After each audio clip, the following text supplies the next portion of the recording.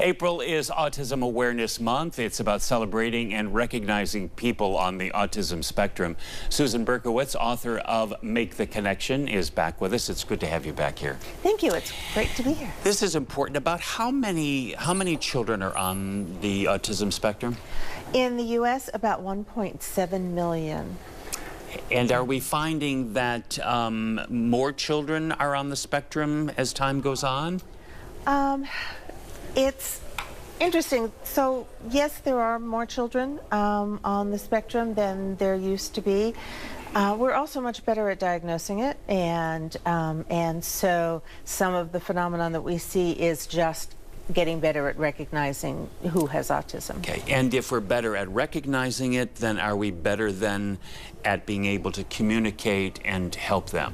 Yes. So augmentative communication is a relatively young field, but in recent years there have been a lot of research and a lot that we know now about how to teach kids on the spectrum to communicate. And a lot of that goes to the parent. Yes. The majority of it, I would imagine. It does. There's so much that needs to be done before that child even comes to school.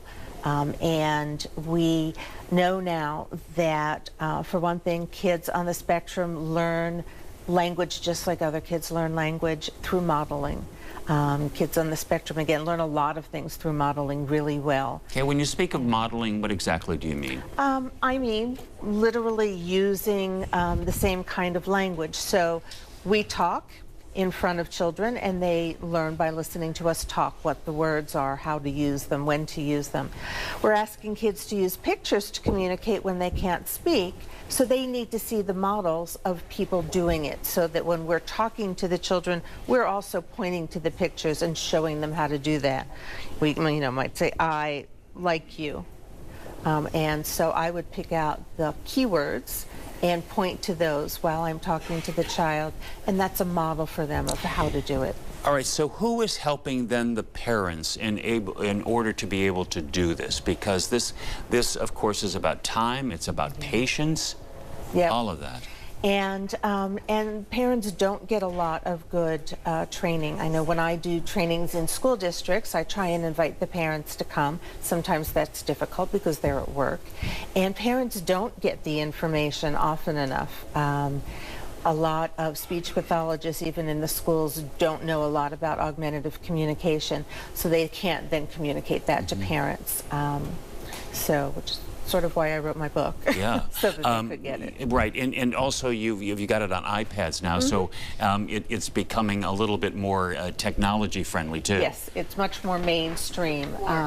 Kids who maybe didn't like to carry around devices that made them look different, they're willing to carry an iPad because everybody's got an iPad or an iPhone even.